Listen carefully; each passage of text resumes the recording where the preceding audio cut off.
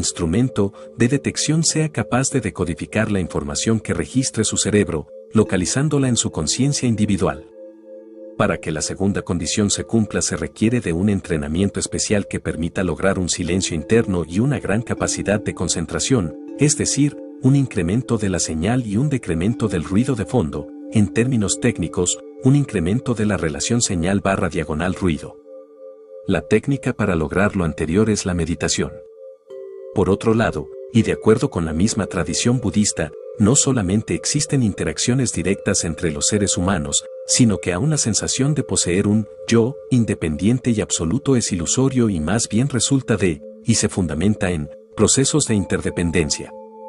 En el reino de la ciencia, consideraciones similares se derivan del análisis de la ya famosa paradoja Einstein-Rosen-Podolsky o paradoja Earp, la cual fue sugerida en un escrito firmado por los tres científicos, cuyos apellidos aparecen antes, y fue publicado en un artículo aparecido en 1936.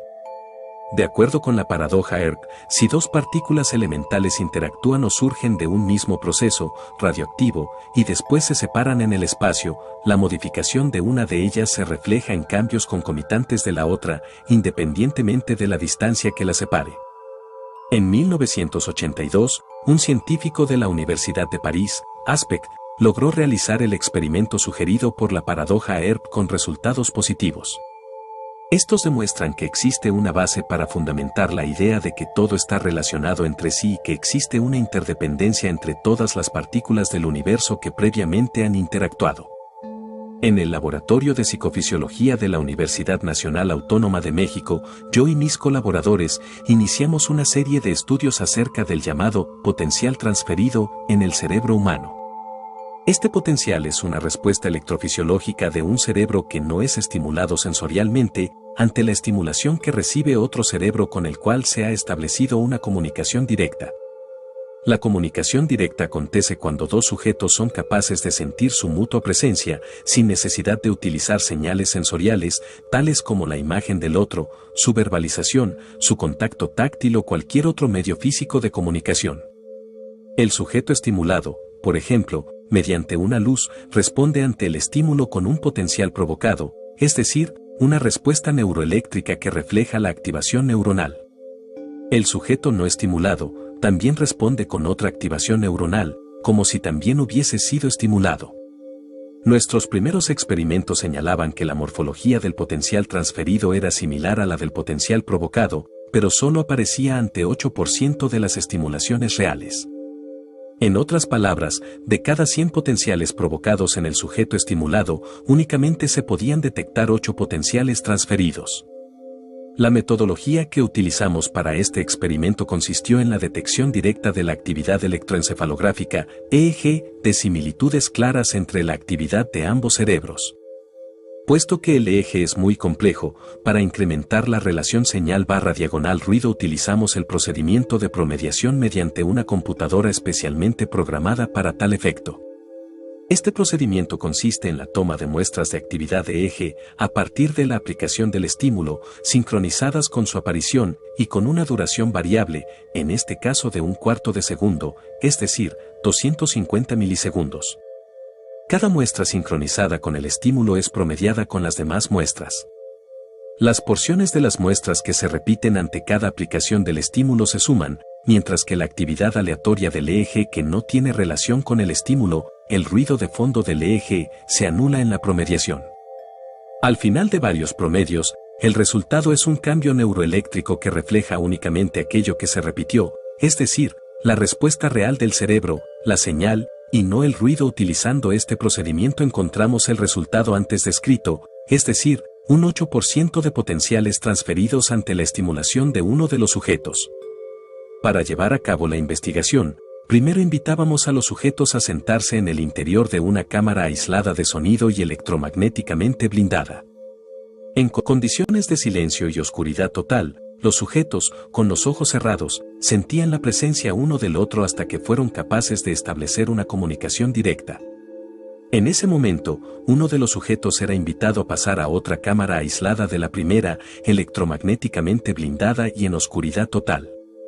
El sujeto que habla permanecido en la cámara original era entonces estimulado con una serie de destellos que su compañero, en la otra cámara, no recibía ni sabía que se estaban aplicando. Ambos sujetos en las dos cámaras mantenían su comunicación directa durante todo el proceso de estimulación. En estas condiciones, registramos el potencial provocado en el cerebro del sujeto estimulado y el transferido en el cerebro del sujeto no estimulado. La condición de interacción previa, suponíamos era absolutamente necesaria para lograr la transferencia.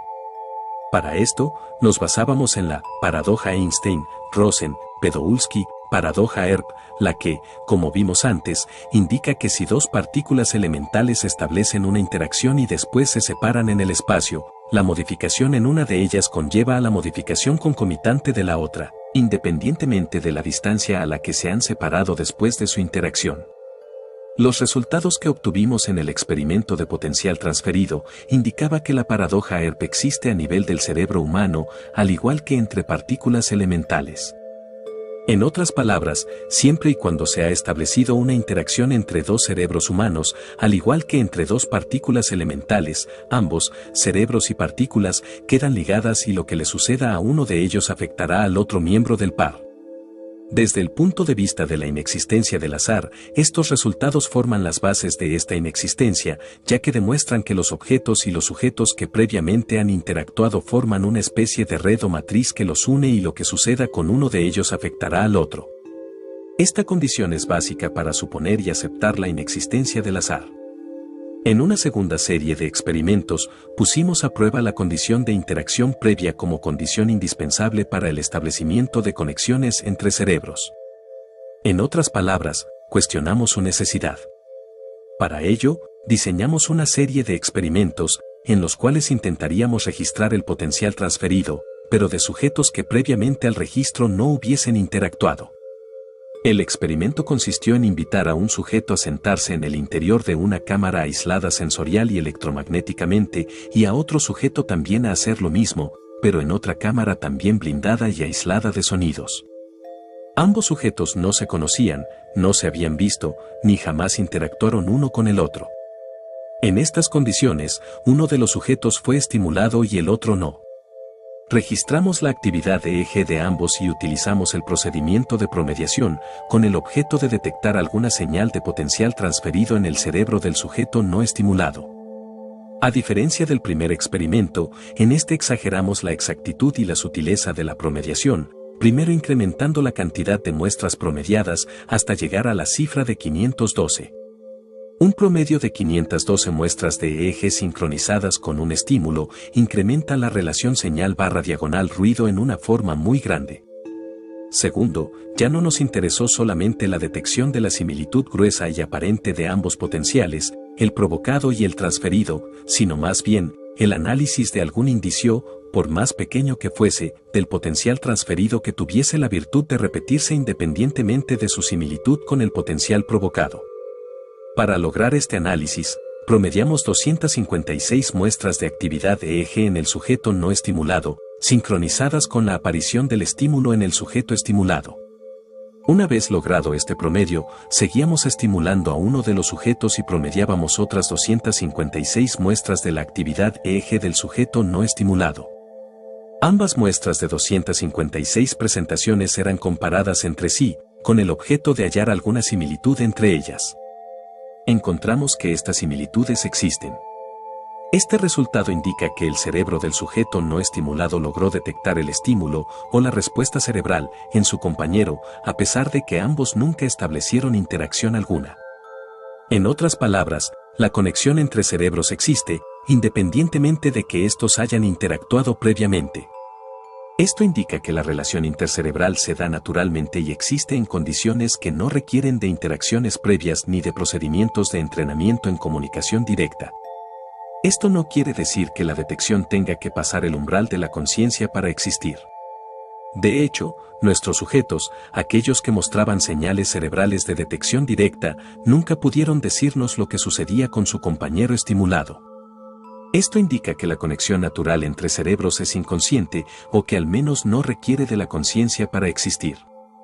En términos de la inexistencia del azar, estos hallazgos señalan que normalmente todos los cerebros humanos se encuentran entrelazados e intercomunicados entre sí y que los eventos que uno de los cerebros detecta afectan el resto, sin que